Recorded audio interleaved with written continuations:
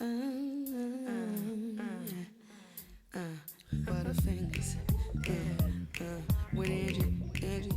But the OASIS Institute, we've been around for 30 years, and our mission is successful aging. We were the first agency to look at the person as a whole person and what you need to age successfully. 3 things: active living to help prevent disease and stay active and physically fit; community involvement through volunteerism in a lot of our programs, but in any way that you can stay engaged in your community with your family. That's vitally important to staying healthy; and lifelong learning, which is what I'm going to talk to you about, because OASIS Connections is the evidence-based program for lifelong learning for the OASIS Institute. I was going to avoid that term digital divide, but our initial mission was to help seniors, people over 65, bridge the digital divide. Today, Pew released new data, and I've got a slide on it here, but there are several digital divides, so it's relevant to talk about it.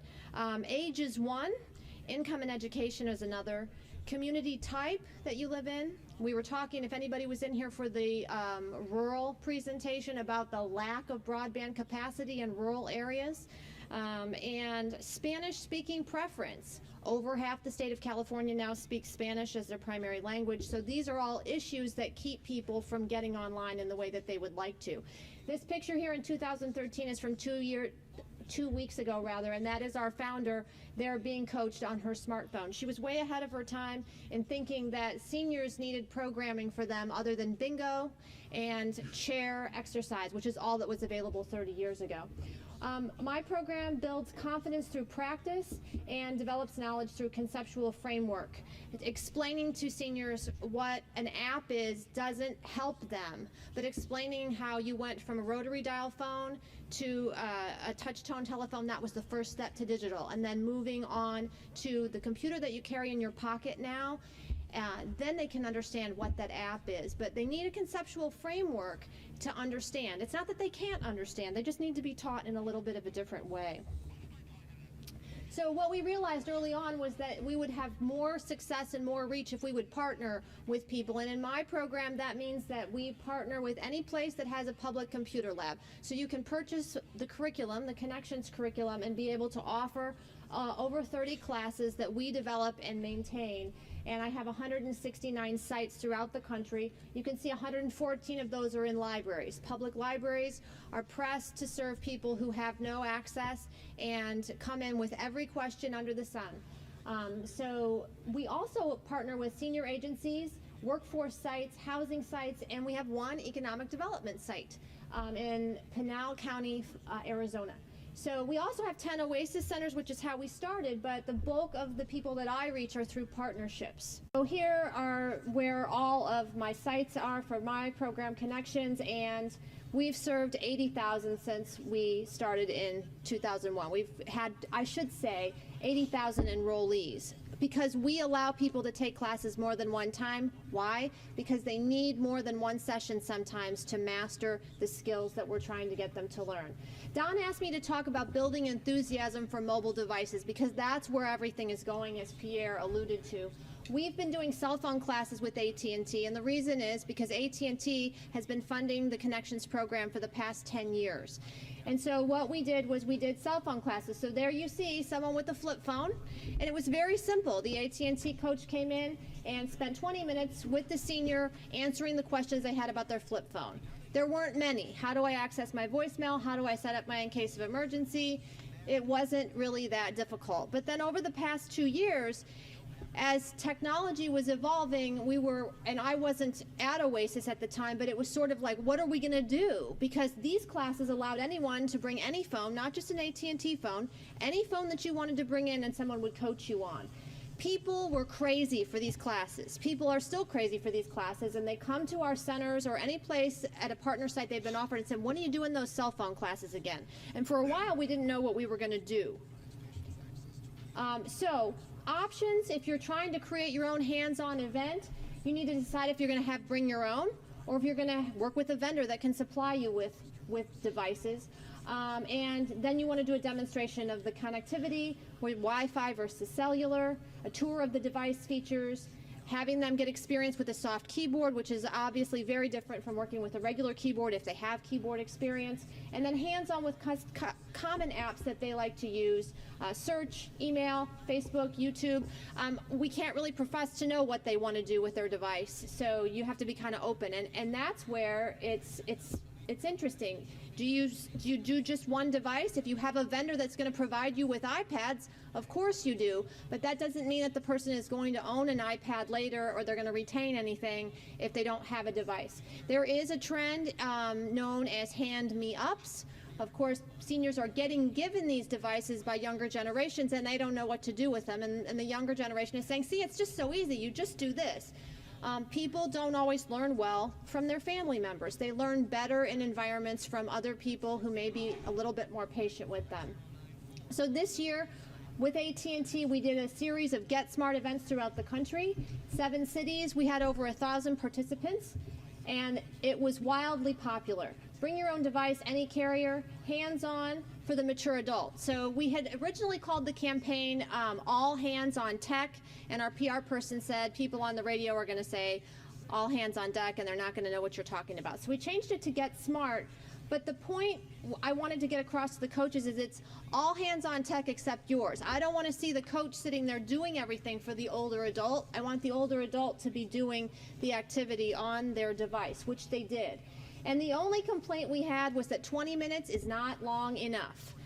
In my work with libraries, it seems that any kind of technology training that's one-on-one really ends up being 40 minutes, despite everybody's best efforts. So plan on 40 minutes. The #1 coaching trait is not their technical expertise, it's whether they're patient and they like to work with older adults. If they don't, they won't make a good coach for your event. We used 2 types of coaches. AT&T provided staff, they were wonderful, but we also used our own Connections volunteers. AT&T was enthusiastic about doing this, and I've since had some of the external affairs people in other locations around the country contact some of my library partners and say, would you like to do an event like this? So I think they realize.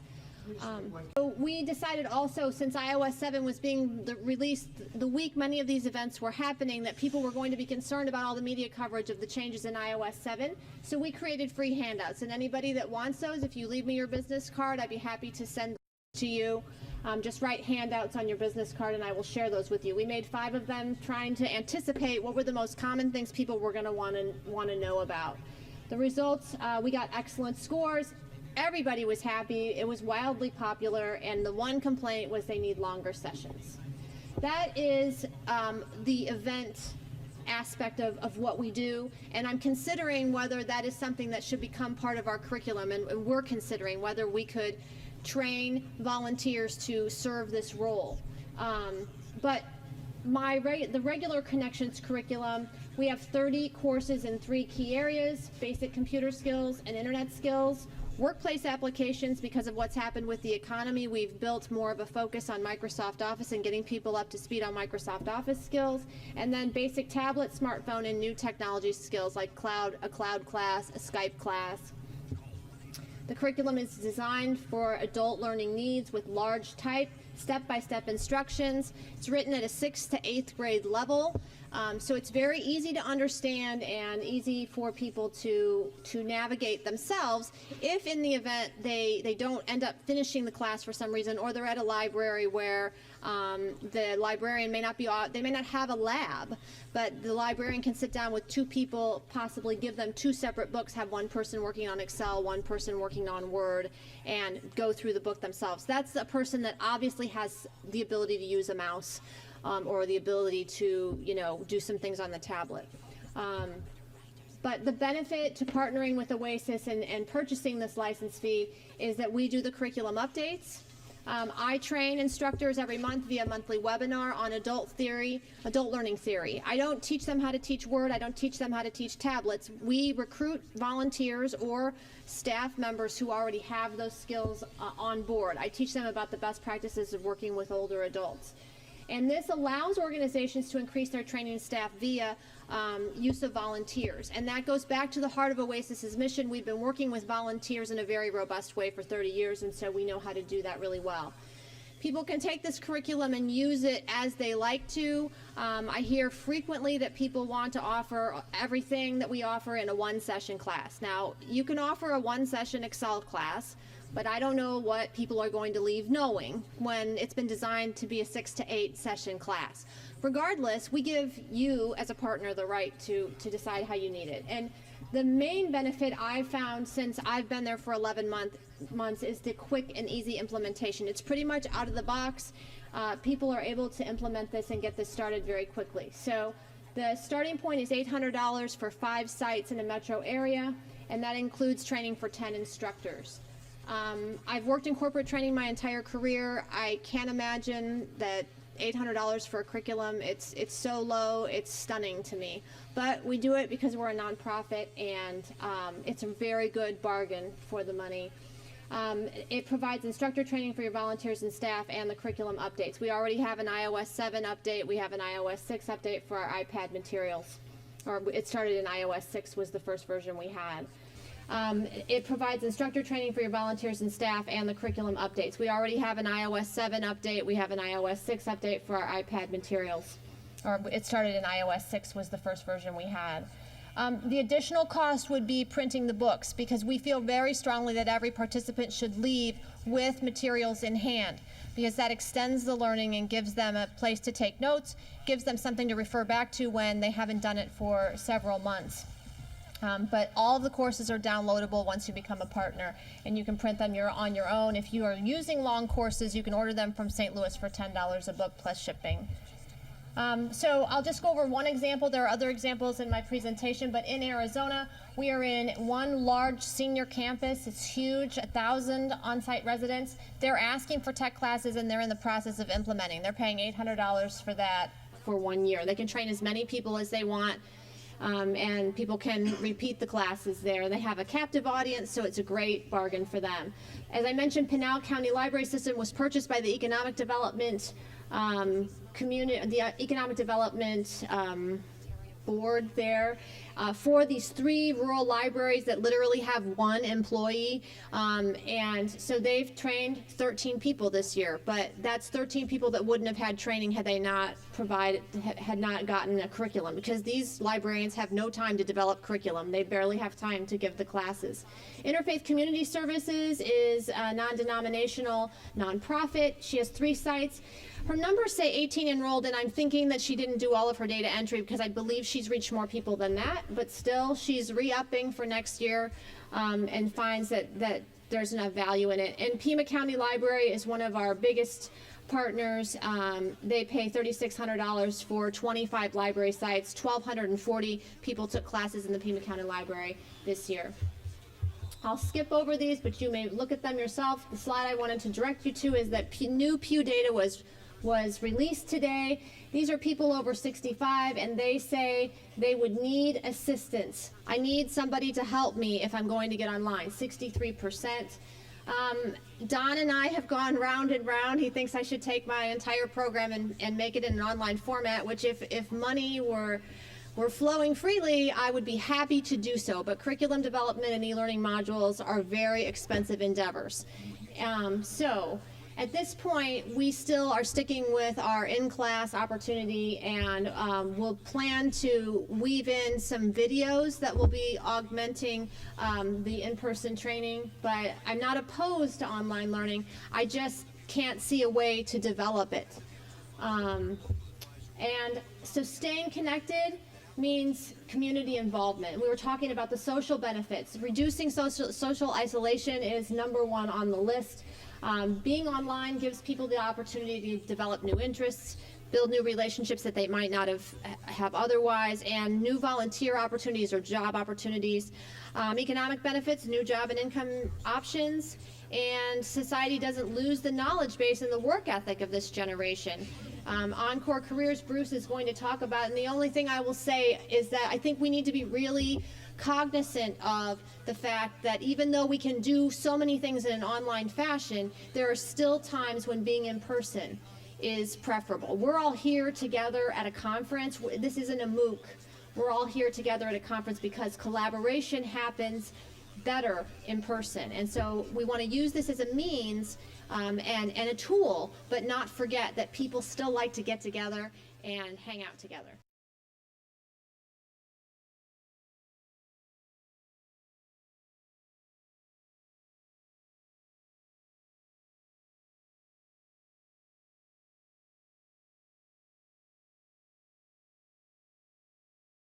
Talk about one community that I work in, which is Woodlawn, and talk about why we consider it to be important to get seniors online and some of the things we're doing to try to do that. 53% of seniors 65 and over use the internet or email. That's a statistic from the Pew Institute, which has over the last maybe 15 to 20 years done an extensive study of how internet is used in our modern life in America since we use the internet, and it has sort of been a 30-year journey. I was talking to Steve Ross, and we agreed that it's a very short journey. I mean, 30 years, the IBM PC, to right now, where everybody is 15 billion strong connected devices. We're all connected with our smartphones and cell phones and tablets and so forth. It's been a very short time period, and we've covered a lot of ground. But seniors have not adopted that as readily as the rest of the population. As you see, 82% of all the adults 18 and over use the internet versus 53% for seniors. And the 70% of seniors 65 and over that use the internet on a particular day means, do you use it regularly? Are you someone who goes online regularly? Do you use email regularly? Versus 67% of the adults, and I think that age range is 18 to 59. So some of the statistics look at seniors over the age of 60. Some of them start at 65. Seniors are a growing segment of small business owners. I was reminded that when you have broadband adoption, that also means that business people, who need that broadband adoption come online, and that's true of seniors as well. Seniors are starting businesses much more rapidly than in past years. We all know about the economy. We know that people need money. They're working longer. The cost of just about everything has gone up: gas, medicine, food. So people feel they need to work longer and earn money. So many of us are doing that.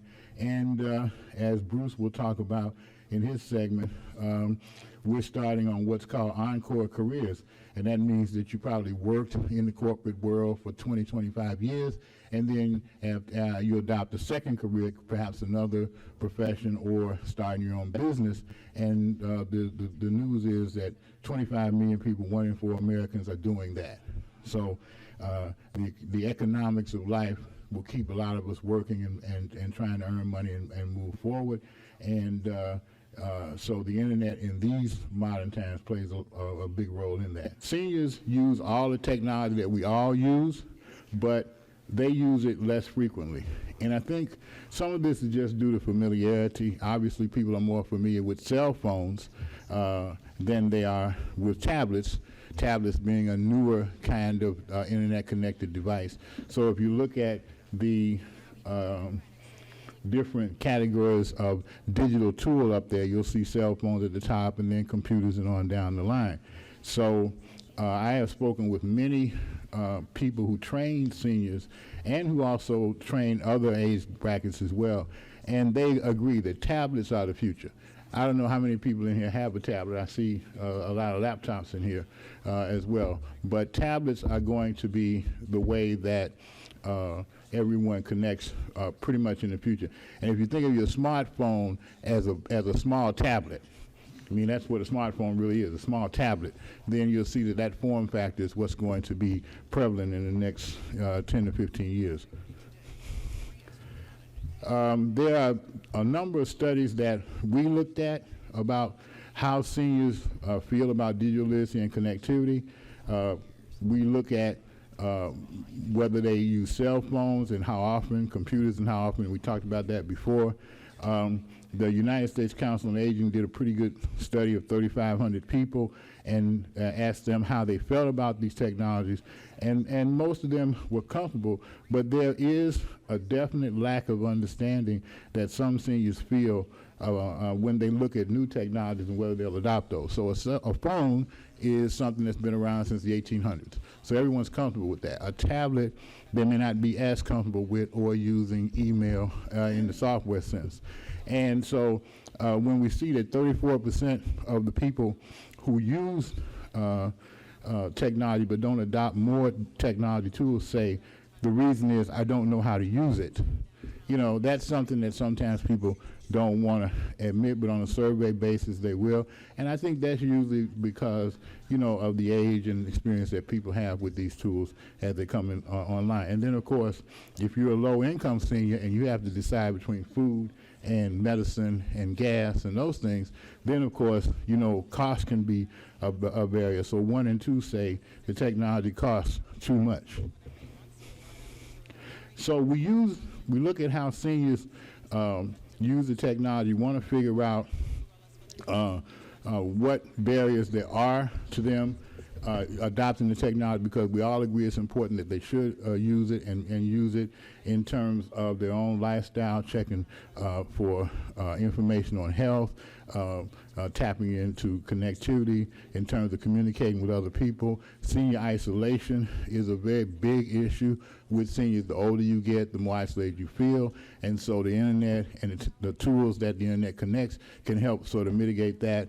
And then the idea of understanding what you're doing and making best use of the technology, and at a price and cost and access point that you can deal with. I think those are the keys that we found in taking a look at what it would take to get seniors more online. I'm going to talk a lot about what we've done in Woodlawn. Some of you may have read about some of the work that we've done in Woodlawn in terms of bringing broadband capabilities to the Woodlawn and Southside communities, and we've been successful in getting a broadband network to be put together for Woodlawn.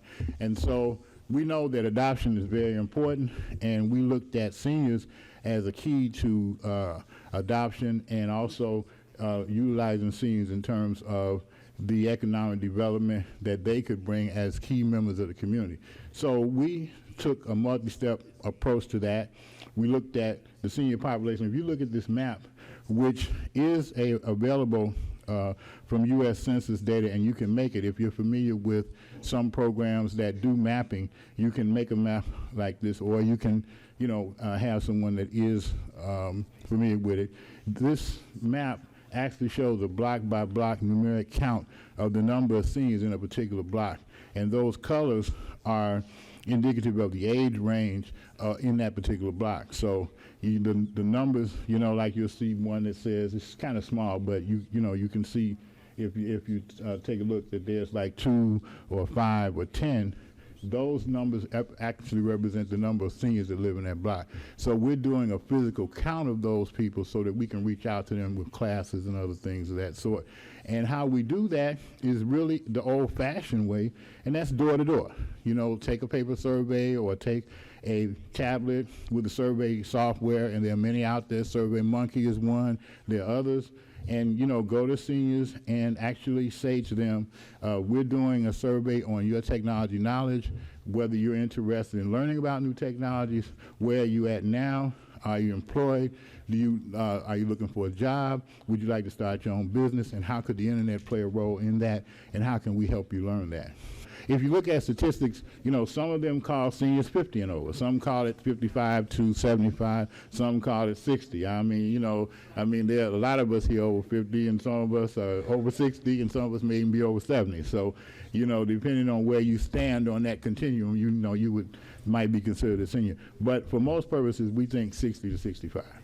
Okay, and so we tried to look at, and I went by that slide. We tried to look at what is available in the community right now, what's around right now, and we looked at 2 aspects. One is who's training seniors now, who's providing training instruction for seniors now. There are a number of community technology centers, libraries, nonprofit organizations with computers that do offer that. And then are there senior accessible internet connectivity options in the community?